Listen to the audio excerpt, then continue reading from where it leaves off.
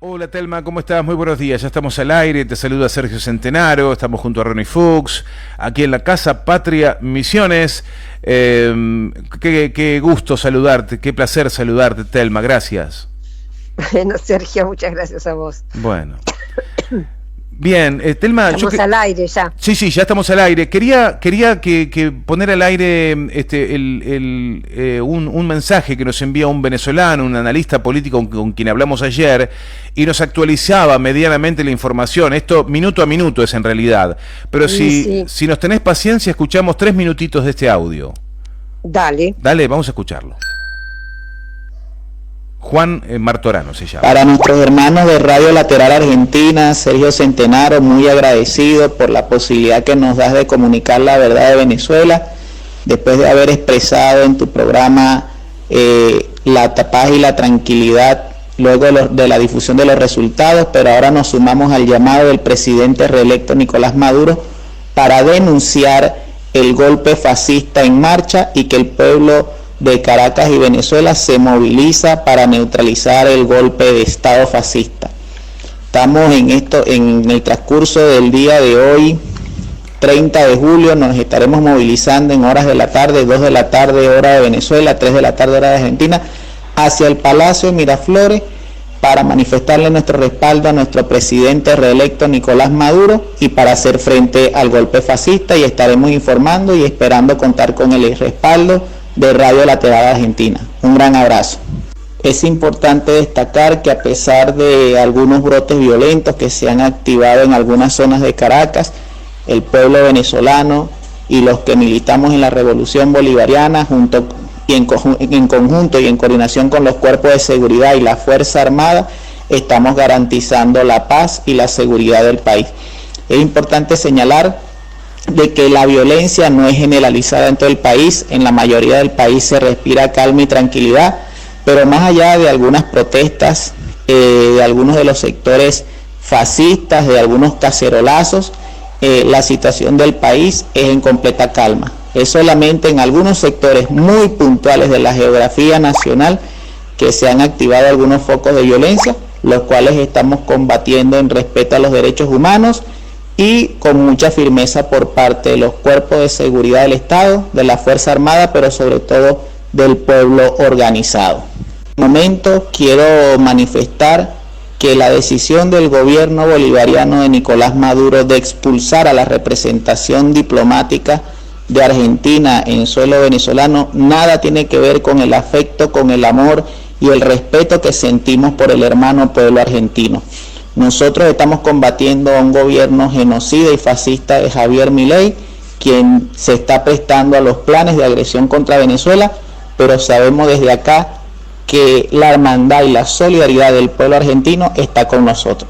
Quiero dejarlo bien claro a través de este audio para expresar nuestro amor y nuestro profundo respeto por el pueblo de Argentina, que más temprano que tarde, como lo dijo nuestro presidente Nicolás Maduro, también se liberará del fascismo de Javier Milei.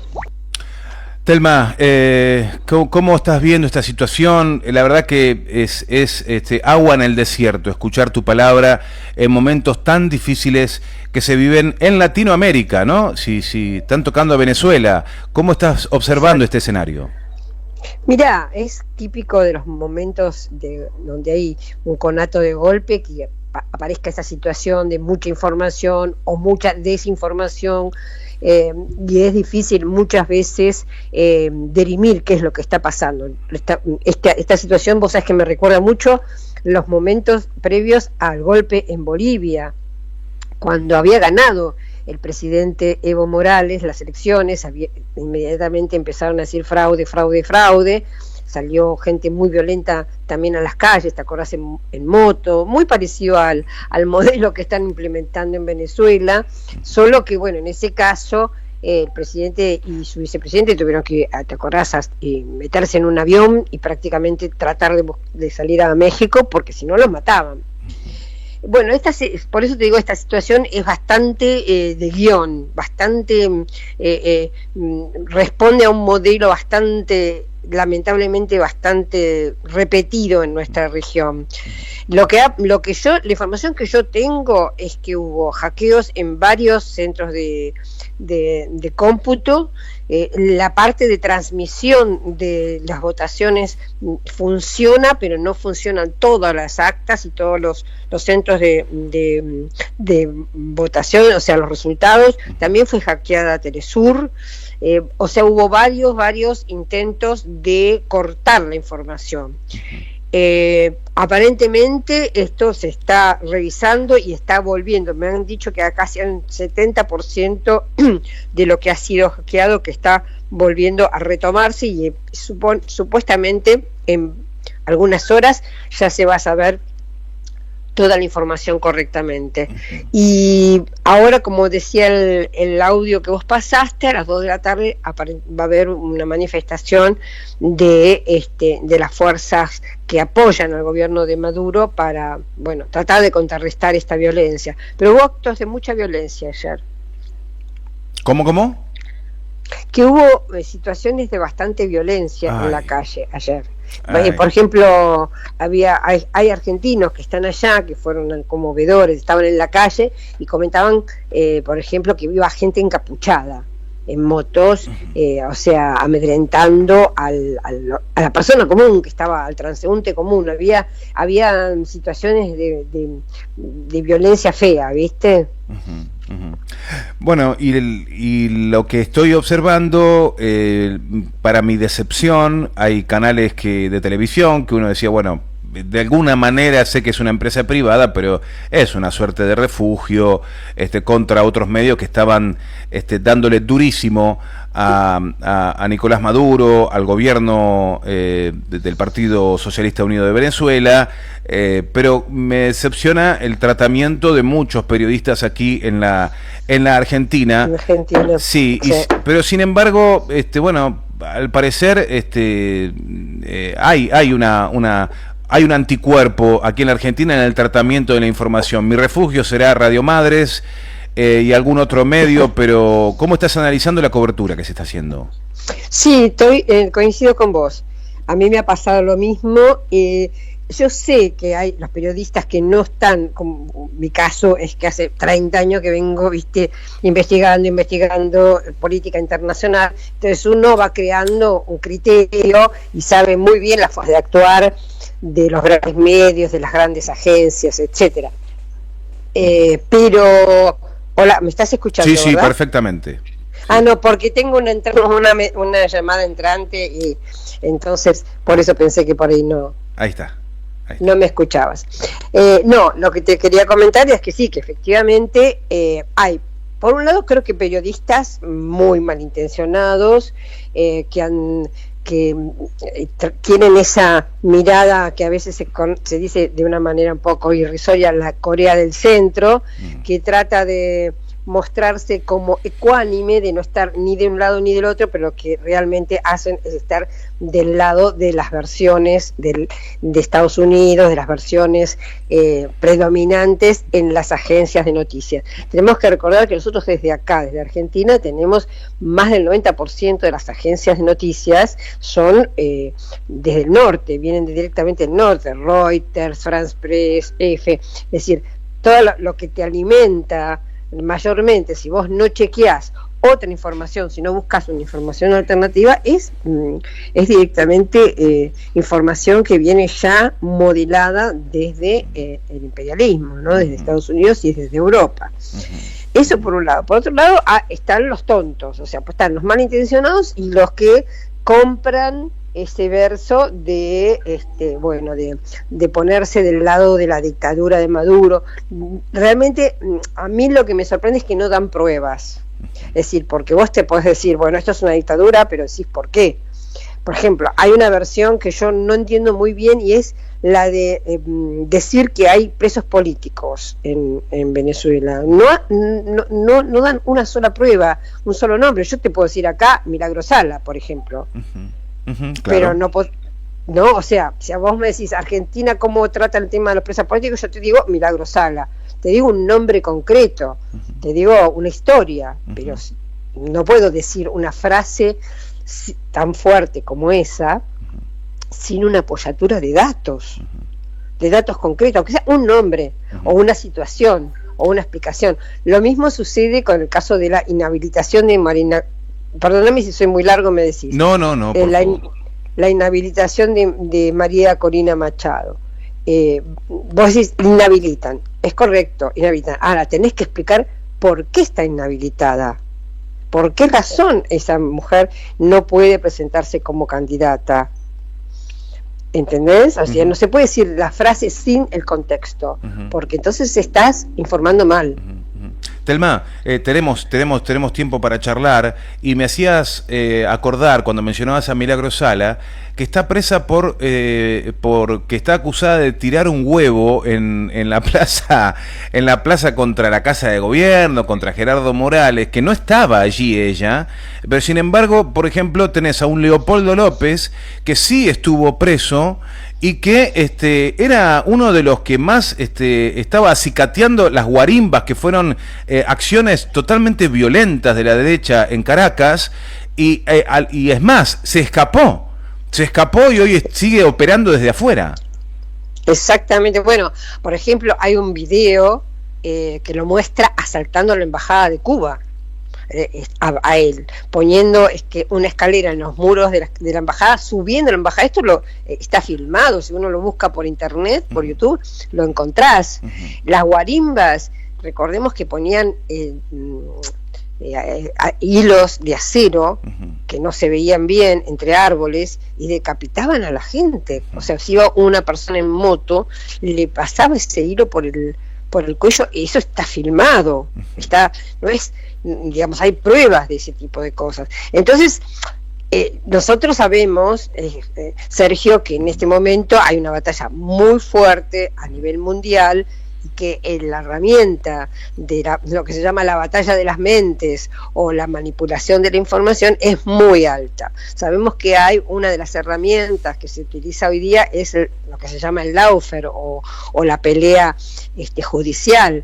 Nosotros acá mismo en la Argentina hemos tenido muchos casos, pero le ha pasado a Correa, le ha pasado a Lula, que estuvo preso y después de una cantidad de tiempo le dijeron, no, nos equivocamos, no había cometido ese acto de corrupción. Es decir, sabemos, porque tenemos muchos ejemplos de que se manipula información. Entonces hay que ser más, digamos, de la perspectiva nuestra como periodistas, tenemos que ser más cautelosos, y si decimos algo, tener el dato para probarlo. No se puede decir cualquier cosa, ¿no? Esto en referencia a lo que vos comentabas de los colegas. A mí también me sorprendió mucho el tratamiento que están haciendo, pero Bolivia es siempre sensible, es un tema sensible, lo mismo que el tema, por ejemplo, Nicaragua, es otro tema muy sensible. Bueno, hay que tratar de explicar en la medida que nosotros podamos. Bolivia, en 2019, las Fuerzas Armadas de Bolivia, la policía de Bolivia, estaba no tenía los patitos en fila, ¿no? Es decir, se reagruparon detrás de la derecha, ¿no? Detrás de un golpe de Estado cívico-militar. No pueden lograr eso en Venezuela, Telma, no lo pueden lograr. Gracias a Dios, las Fuerzas Armadas tienen una conciencia cabal, política, negándole el saludo a María Corina Machado cuando quiso saludar a una uniformada. No pueden voltear a las Fuerzas Armadas, por eso resiste Venezuela, es lo que pienso.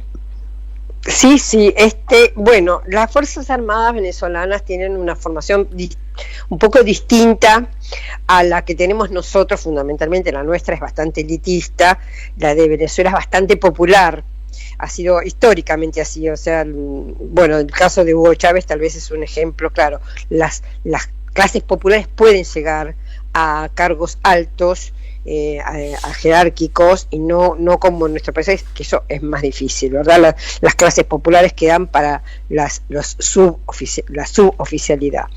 El caso de Bolivia es similar en cuanto a la captación de la formación de las Fuerzas Armadas, es bastante similar a la de Venezuela, pero en el caso del gobierno de Evo Morales no había un trabajo, en mi opinión, un trabajo tan intenso como había hecho el caso de Hugo Chávez en Venezuela. Efectivamente, como vos decís, ese golpe fue cívico-militar, hubo una parte de los militares que digamos se dieron vuelta. También pasó hace poquito con el presidente Arce, ¿no es cierto?, con un conato de golpe que hubo creo que este año, hace unos meses. Así que vemos que sí, no en todos lados el tema de las Fuerzas Armadas está tan concientizada como en el caso de Venezuela. El caso de Venezuela es bastante especial, creo, pero bueno, como vos decís, afortunadamente las Fuerzas Armadas se pliegan al poder político como debe ser, como indica la Constitución, ¿no es cierto? Sí, y uno se para en perspectiva, ¿no? Desde un poquito más lejos del escenario y trata de mirar desde afuera lo que está pasando, y hacen un trabajo tan inteligente la derecha, o como querramos llamarlo, los medios de comunicación, las dirigencias, los presidentes de países, cómo se van alineando dentro de un mismo discurso, y el golpe de una masa tiene más efecto porque se mueven de manera muy ordenada. Entonces uno se pregunta, en este paneo que uno puede hacer frente a este escenario, ya habiendo sucedido la elección, el gobierno no está dejando puntos flacos, es decir, se mantiene fuerte discursivamente con lo que está haciendo, o hay algo que tiene que revisar el gobierno, porque lo hacen con tanta inteligencia que confunden, es como que, sí, bueno, no, evidentemente tienen que mostrar los resultados. ¿Por qué no muestran los resultados? Claro. Cualquier persona de bien se lo preguntaría. Entonces, sí, absolutamente. No, el tema, bueno, yo lo que entiendo de esto, Sergio, es la disparidad, la asimetría que hay en cualquier caso, esto en todos los países, de grupos en donde intentan buscar soberanía, donde intentan buscar integración, donde intentan buscar independencia, digamos, el poder de fuego es muy inferior al que pueden tener los grandes medios, la que pueden tener los grandes empresarios, las transnacionales. En el caso de, por ejemplo, de Venezuela, está Elon Musk metido en las redes sociales difundiendo información. Tenemos todo el aparato mediático desde Estados Unidos y la Unión Europea. Tenemos las grandes transnacionales. Y igualmente, después te quiero decir algo sobre este tema de Estados Unidos y la Unión Europea, sí. Pero termino con esta idea. Efectivamente hay, creo yo, una tal vez doble explicación. Por un lado puede ser cierta desorganización. Los venezolanos tienen cierto estilo, digamos, un poco más laxo para la organización, pero también creo que es a veces la imposibilidad de manejar ese tipo de situaciones que son explicadas o son racionales a largo plazo. Cuando vos ves, te pongo el ejemplo de otro país, Dilma, la sacan porque supuestamente había llenado mal un formulario, pero cuando se llega a explicar que el formulario ese estaba bien llenado, etcétera, Dilma ya hacía 5 meses que estaba fuera del gobierno. Es decir, la necesidad de explicar tarda, no es por ineficiencia, es porque necesariamente tarda. Por eso es ese bombardeo mediático que te pone en un lugar, te llena la cabeza con un tema, y bueno, cuando vos llegás a explicar ese tema ya pasó un tiempo. Afortunadamente en el caso de Venezuela, a través de la fuerza, porque muchas veces hay que usar la fuerza con esto, sobre todo con las represiones violentas, se trata de mantener esto hasta poder explicarlo, ¿no? Hay montones de casos en los que la explicación tarda necesariamente. Uno no tiene el poder de información y de llegar a todo el público como tienen el gran poder real del mundo. Ahora bien, te quiero decir una cosa en relación a Estados Unidos y la Unión Europea que me llama la atención, y creo que hay una explicación. Es que si vos mirás los comentarios, las reacciones políticas después de las elecciones, después de conocer el resultado de las elecciones en Venezuela, han sido muchísimo más moderadas que en nuestra región, por ejemplo. Ni hablar de Milei, pero incluso de otros gobiernos. Por ejemplo, Kamala Harris, la candidata demócrata. Ella fue ambigua, digamos, en todo caso dijo, sí, hay que seguir lo que eligió el pueblo venezolano. Bueno, es ambiguo. ¿Qué es el pueblo venezolano? ¿Lo que dice Corina Machado o lo que dice Nicolás Maduro? Claro. Al menos lo dejó ambiguo. Lo mismo, no hubo una reacción muy así violenta como suele hacer Trump. Lo mismo pasa con la Unión Europea. Por ejemplo, Borrell, que es lo que sería el canciller de la Unión Europea, ha tenido una reacción, bueno, hay que esperar a que salgan los resultados, de que bla bla bla. Es decir, es sorprendente que en este momento tengan una reacción mucho menos agresiva que, por ejemplo, nuestros países, que parecen ser los mandantes, ¿viste? Parecen ser cuando un poderoso, un jefe, un patrón, manda a los capataces adictos a poner el cuerpo y no lo hacen ellos de forma directa. Esa es la sensación que tengo. Sí, y con relación, estos días, Telma estaba como desesperado y caminando como hace Marcelo Bielsa al lado de la línea de cal. Bueno, estaba así en casa. Muy buena imagen, muy buena imagen. Claro, porque decía, bueno, necesito una respuesta de por qué está pidiendo toda la derecha en la embajada de Venezuela en Capital Federal, en todos lados, esto es fraude, que muestren las cartas. No, esto estuvo organizado. Vos dijiste muy bien, ellos están muy bien organizados, porque tienen experiencia, porque tienen la plata, porque tienen los medios. O sea, no solo hubo en Argentina, hubo en España, es decir, esto se organiza con tiempo. Lo mismo que sucede, por ejemplo, cuando esas reuniones de la derecha con Macri, con esta Aznar. Mira, cuando fue el golpe contra Hugo Chávez en el año 2002, fue impactante porque ya, digamos, a la distancia se ve mejor el dibujo, el dibujo que la trama, digamos, ¿no? Pero, por ejemplo, pocos minutos después del golpe, o una hora después del golpe, sale Aznar, que era en ese momento el presidente de España, sale el FMI y sale, no me acuerdo qué país de acá, de América Latina, ahora no me acuerdo, que es Colombia, no me acuerdo quién estaba de presidente, a reconocer a Carmona, que era el golpista, que no era militar, porque ahora no se usan militares para los golpes, que era el presidente de la Cámara de Empresarios, a justificar. Entonces hubo un momento bastante largo, que duró semanas, o duró hasta que liberaron a Hugo Chávez, donde no se sabía qué iba a pasar, y podría haber sido perfectamente exitoso ese golpe, que finalmente no fue, pero en ese momento parecía que tenían razón Aznar, el FMI y el presidente de Colombia, si uno no hubiera sabido que, si uno con la experiencia que tiene como periodista no hubiera entendido que ahí había una trama golpista. Claro, y aparte que no se animaron a matarlo a Hugo Chávez porque era uno de los planes, el pueblo lo salvó a fuerza de morir. Claro, exactamente, lo salvó un soldado, las personas que lo estaban cuidando lo salvaron. Hugo Chávez lo contó. Sí.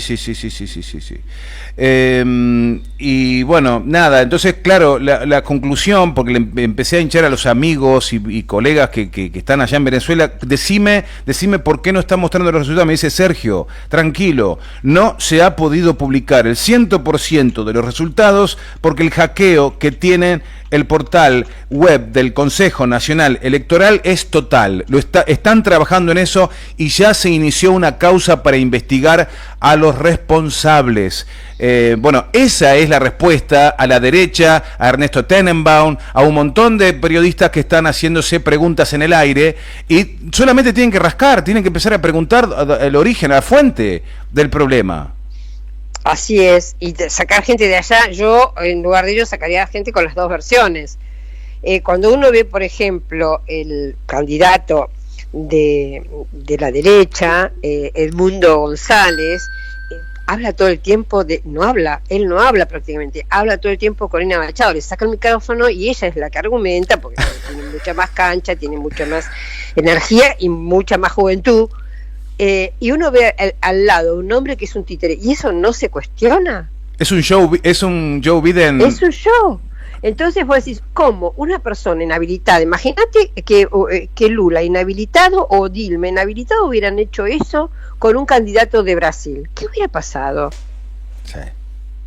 Sí, tal cual. ¿No es cierto? Tal cual. Entonces estamos viendo que hay, digamos, por eso te digo yo, tras la cosa de la Corea del Centro, de que resulta que sacan una sola versión o piden una sola, se unen a un solo argumento. Yo hablé con Atilio Borón también, pero, digamos, he viajado muchas veces a Venezuela y conozco muy bien cómo se mueve el imperialismo en estas situaciones. He cubierto muchísimos casos de estos golpes, así que por eso digo que es de manual, yo sé que es de manual, pero bueno, uno muchas veces le hace falta argumentos para, como te estoy diciendo, datos concretos para explicarlo. Yo lo llamé a Atilio Borón, que estaba allá en Caracas, para que me explicara qué era lo que está pasando, ¿no? Y me decía exactamente lo mismo. Me decía, mira, primero que acta por acta en ningún país del mundo se pide, porque lo que se pide es una mesa testigo, por ejemplo, un colegio electoral testigo, o una mesa testigo dentro de un colegio electoral,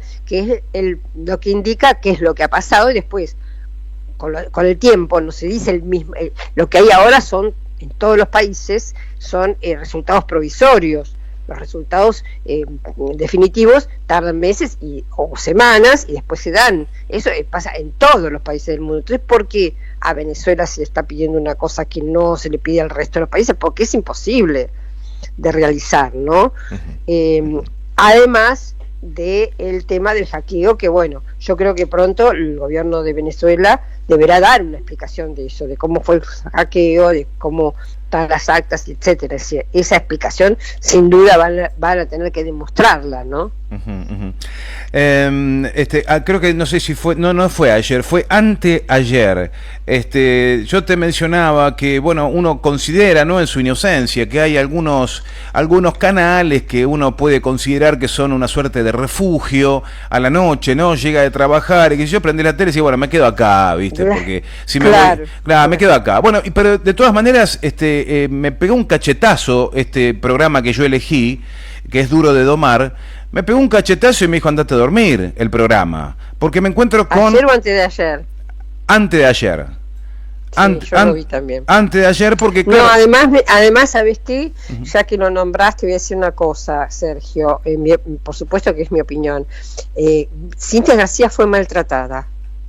Fue violentamente maltratada por Guillermo Moreno, porque la llamó gorila, la llamó de unas maneras que no hay que hacer. Es decir, estamos en un panel discutiendo, ponerle que vos y yo pensáramos diferente, no me tenés por qué menospreciar, no me tenés por qué decir palabras insultantes. A mí me llamó la atención, por un lado esto, no sé, perdóname, te interrumpí, que me contás tu versión.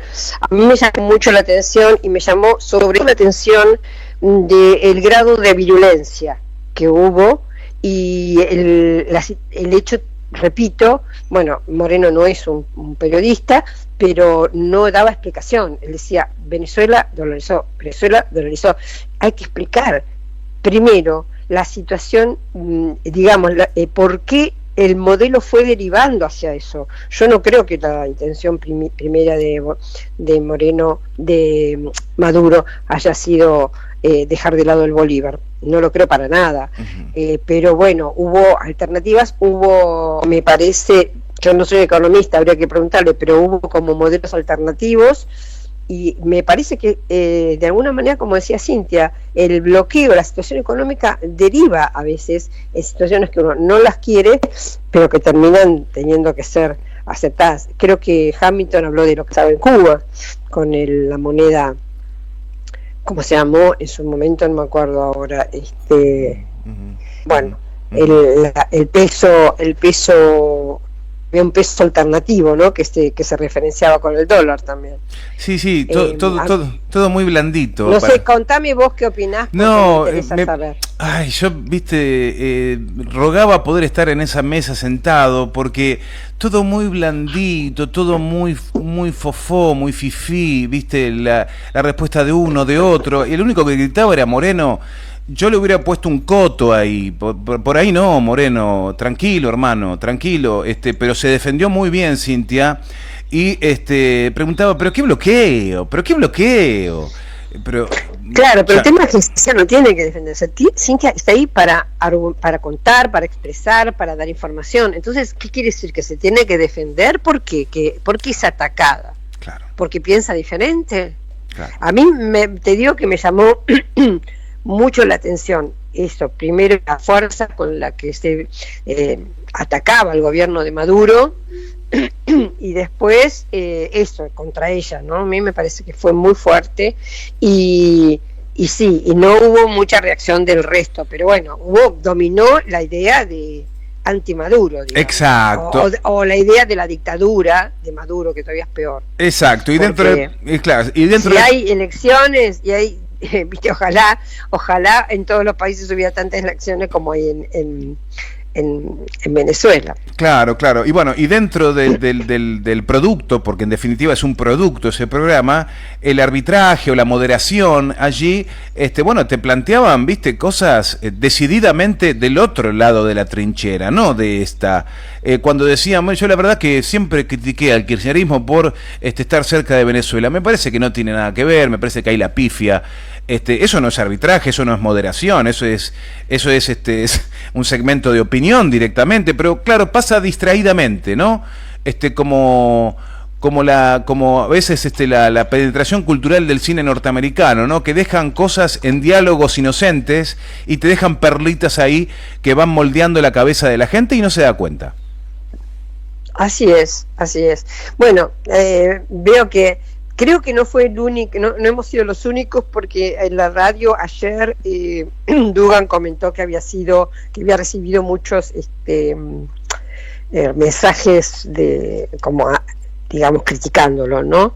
Uh-huh. Así que yo ayer no la vi no, bueno, ayer no estuvo Cintia García. Espero que no haya sido producto de alguna... No, ella está los domingos y creo que no okay. Me acuerdo que otro día. Bueno, no. Está bien.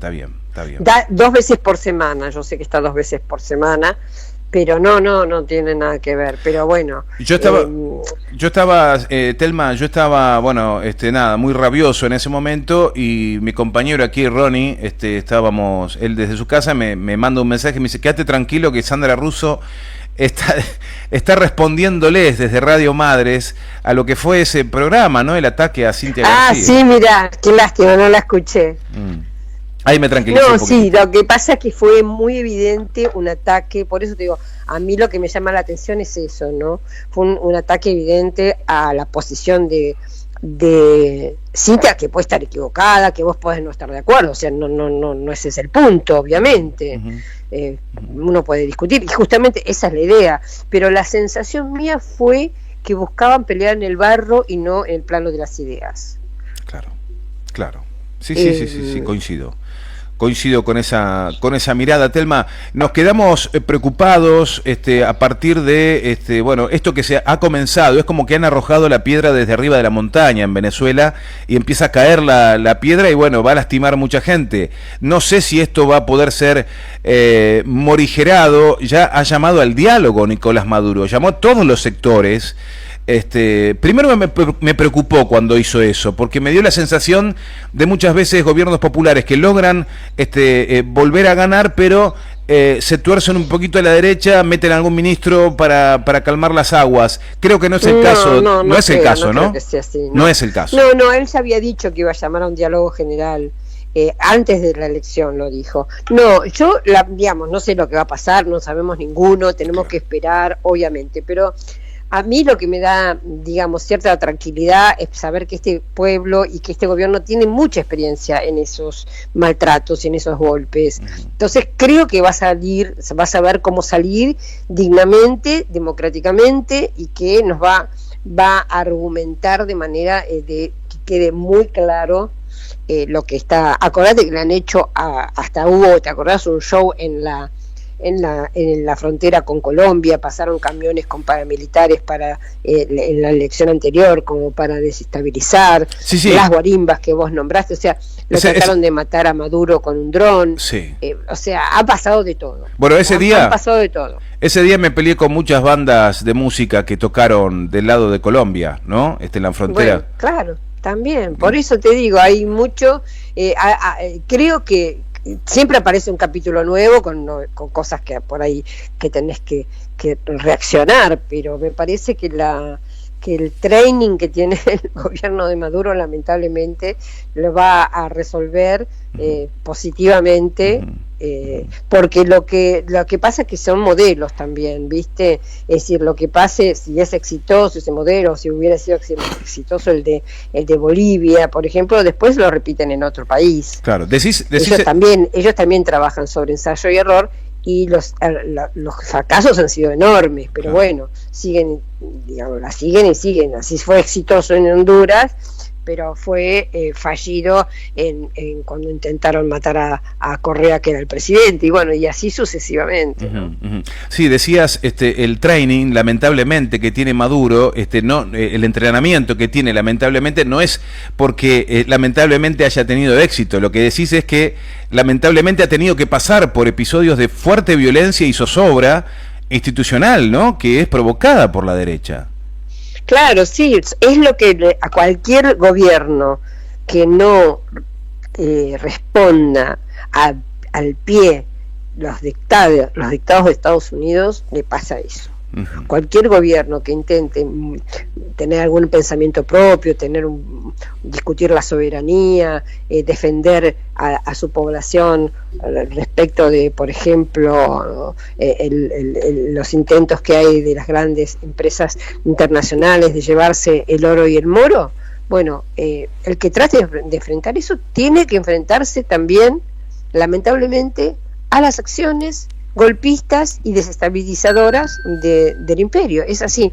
Y en este momento, Sergio, que está más no más débil, sino que está más acechado, está con una evidente pérdida de liderazgo, con evidente emergencia de otras potencias de Asia que le hacen sombra, que le compiten. En este momento está peor que antes, peor que nunca, porque justamente se siente vulnerable, se siente en peligro y entonces reduplica su violencia, ¿no? Sobre todo en nuestro territorio, que es el lugar donde Estados Unidos históricamente se asentó para poder proyectarse como potencia hegemónica, es el lugar de resguardo, es el lugar, lo llaman el patio trasero, es el lugar donde se tiene que asentar fuertemente para poder pelear y para poder perder lo menos posible. Por eso nos militariza, por eso la base en Tierra del Fuego, por eso la militarización del Comando Sur. Es eso, que está preparándose para la pelea, ¿no? Para la pelea final, o para por lo menos un capítulo de esa pelea por el dominio mundial. Tal cual.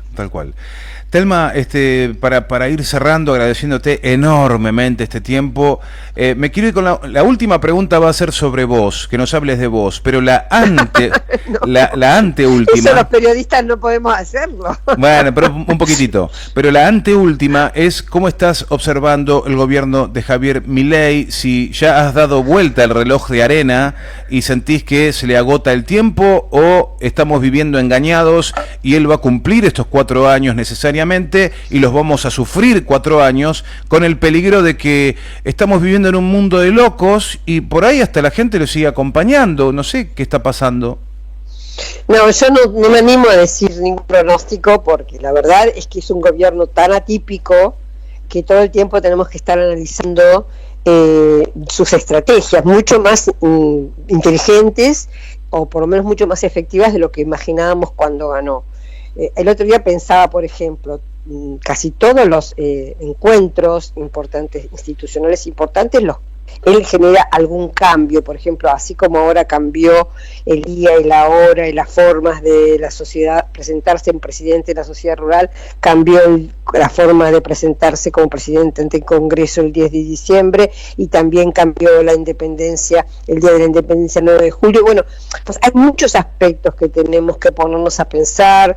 Habría que armar equipos realmente que piensen, porque hay todo un esquema que nosotros me parece que minimizamos y que dan resultados. Entonces yo no me animo a decir esto cuánto tiempo, pero sí lamento porque se están perdiendo cosas importantísimas en Argentina, no solo, bueno, desde el cine, teatro, o sea, la posibilidad del CONICET, la posibilidad del crecimiento científico, o sea, te pones a pensar y la destrucción que está haciendo este gobierno para un país, que una destrucción que lamentablemente no se ve inmediatamente, ¿viste? Son esas en la educación, son esas tipo de destrucciones estructurales que se ven en 10 o 15 años o 5 años, vamos a darnos cuenta el tremendo daño que está haciendo este hombre. ¿Qué va a pasar? No lo sé. Me temo que no va a haber cambio, en el sentido de que si a él le pasara algo, está su vicepresidenta, que aún es peor.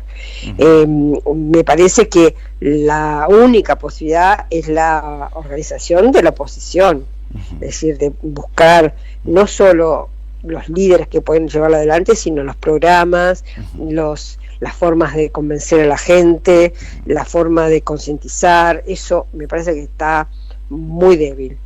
Y creo que es la manera, creo que es la forma en que se puede combatir esto, que realmente es altamente dañino para nosotros.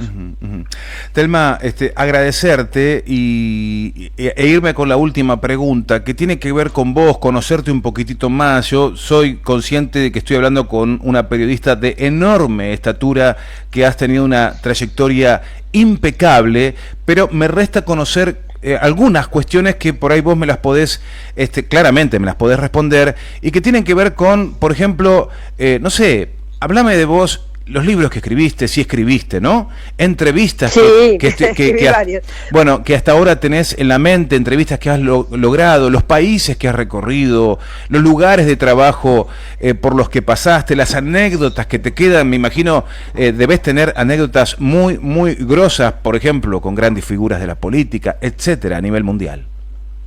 Bueno, mira, te cuento los libros. El último que escribí tiene que ver con justamente que tuve la suerte de cubrir la caída de la Unión Soviética, ¿no? Estamos hablando del siglo pasado, de 1991, y yo he viajado muchísimas veces. En ese momento yo trabajaba para el diario Clarín,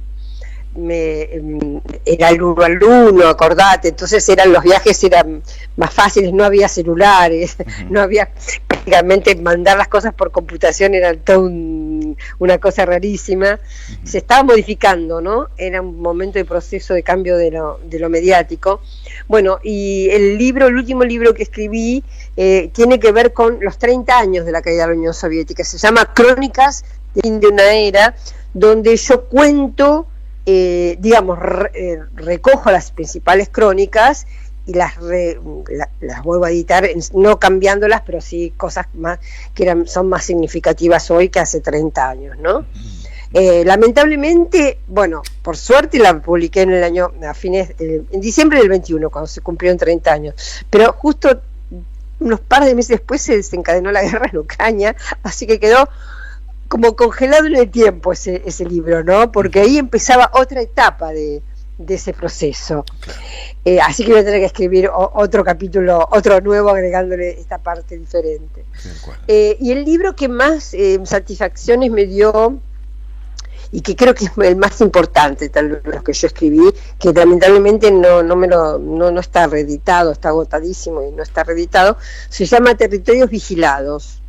Ese lo escribí en el 2012, salió publicado 2013, y es cómo operan las bases militares norteamericanas en Sudamérica.